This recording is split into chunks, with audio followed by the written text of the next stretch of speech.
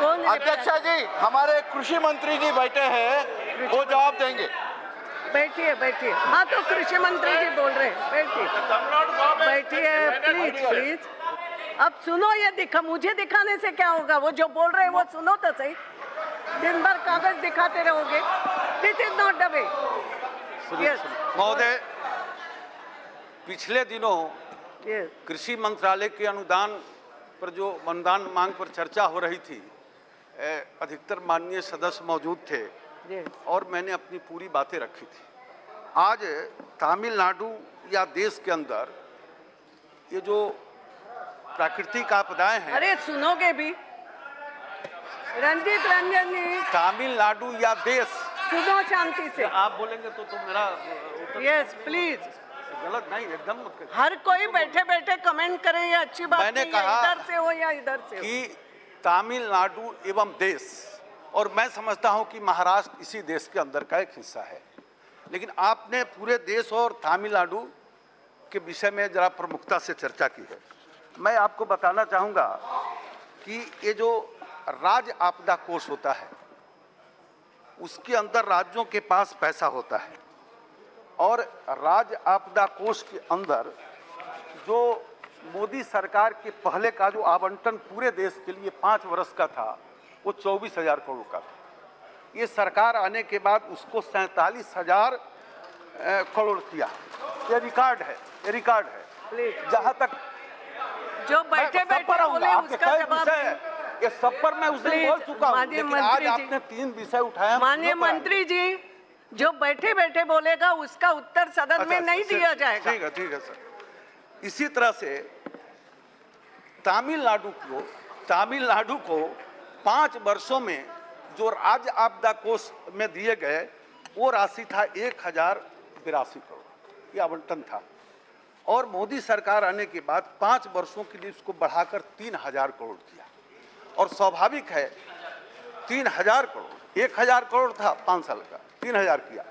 और पूरे देश का हमने बताया 24,000 करोड़ था तो 47,000 किया। तो स्वाभाविक है सभी राज्यों में ये बढ़ा। इसके बाद आपदाएं अधिक ज़्यादा होती है तो राष्ट्रीय आपदा कोष से राज्य सरकार की ओर से मांग आता है। तो वो भी मैं आपको ध्यान में दिलाना चाहूँगा, 2010, 11, 12, 13 और 13-14 राष्ट्रीय आपदा कोष से राज्यों को 12,000 करोड़ रुपये दिए गए और उनकी मांग थी 92,000 करोड़ रुपये। 4 साल का मैं बता रहा हूँ। अब मैं सिर्फ 15 की यदि बात करूँ तो सिर्फ 14-15 में 9,000 करोड़ दिए गए राष्ट्रीय आपदा कोष से। 4 बरस में 12,000 करोड़, 1 बरस 14-15 में 9,000 करोड़ और 15-16 में 15,000 करोड़ ये राष्ट्रीय आपदा कोष से दिए गए हैं। 16-17 के अंदर ये जो हमारे पास जो अभी तक आए, जो डिमांड आए हैं राज्यों से, उसमें आंध्र को 518 करोड़ और तमिलनाडु को 1,748 करोड़ रुपये की स्वीकृति एनडीआरएफ से हुई है। जहाँ तक आप एक विषय उठा, डिटेल तो हम दे देंगे, उस दिन भी बोले थे।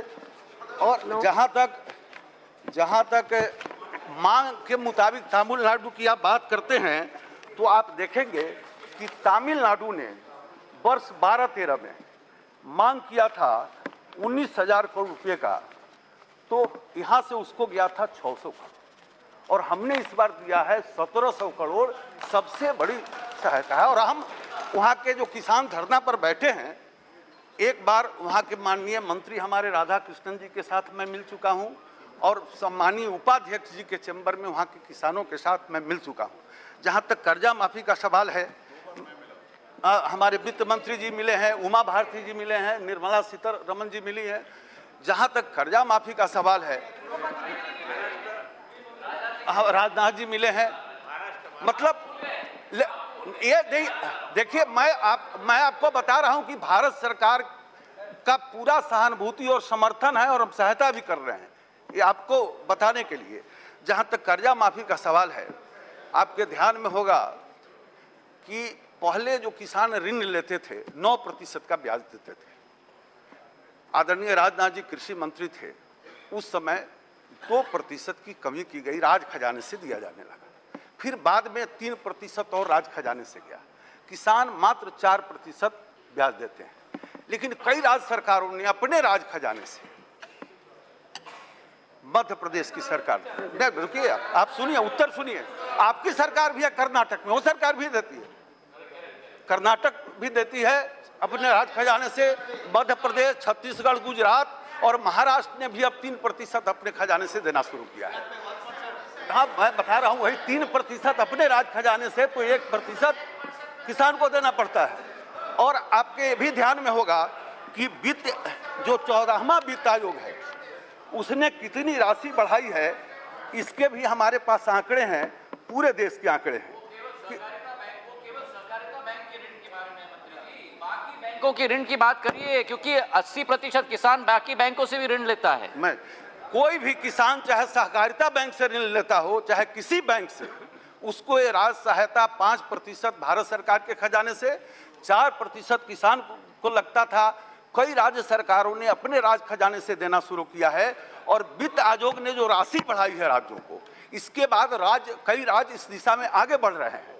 जहां तक उत्तर प्रदेश की चर्चा उस दिन भी माननीय सदस्यों ने की थी, उत्तर प्रदेश की भारतीय जनता पार्टी ने अपने घोषणा पत्र में कहा कि हमारी सरकार बनेगी तो हम लघु सीमांत किसानों का कर्जा माफ करेंगे। मुझे खुशी होगी कि कोई भी राज्य सरकार अपने राज खजाने से, चूंकि उनको बढ़ा है, 14वें वित्त आयोग में बड़ी राशि बढ़ी है, अधिक करता है, तो इसका हम स्वागत करते हैं। और भारत सरकार किसानों के साथ न सिर्फ खड़ी है, बल्कि हम इन प्रकार की योजनाओं का शुरुआत किया है, उसके परिणाम प्रकट होंगे। और जहां तक आपने कहा ये कर्जा माफी, तो कर्जा माफी आपने 2008 में किया। उसके बाद देखिए 2005 में जो देश में कुल आत्महत्या हुई उसमें 15% किसान और कृषि कार्य से संबंधित थी। 2008 में जितनी आत्महत्या हुई उसमें 13% किसान और कृषि कर्मी थे, मजदूर। और जब आपने कर्जा माफी की उसके बाद 9 में ये 13.7% हो गया और आज के तारीख में घट के 9.4% हुआ है। हमारा आग्रह है कि जितनी सरकार योजनाएं चलाई है, आप देखेंगे मेरे पास तमिलनाडु के आंकड़े हैं कि उनको माइक्रो इरिगेशन के लिए पैसे गए। अब पैसे गए तो 14-15 में 9 करोड़ खर्चा नहीं कर पाए, 15-16 में 22 करोड़ खर्चा नहीं कर पाए, 16-17 में अभी तक 51 करोड़ रुपये खर्चे नहीं हुए हैं। तो हम सब लोग मिलकर राज्यों के अंदर जो योजनाएं चला जा रही है और हर साल जो योजनाओं किसान के मजबूती के लिए जो योजनाएं चल रही है वो राशि उस वर्ष खर्चा नहीं हो रहा है। मैं इस वर्ष 31 मार्च के बाद इसको भी लाऊंगा। मेरा विषय यह है कि हम सब लोग को मिलकर किसान मजबूत बने, इसके लिए जो योजनाएं चला रहे हैं उसका तेजी से क्रियान्वयन हो ताकि किसानों की हालत सुधरे। ये हमारे सरकार की प्राथमिकता है, प्रतिबद्धता है और इस पर हम काम कर रहे हैं। Thank you.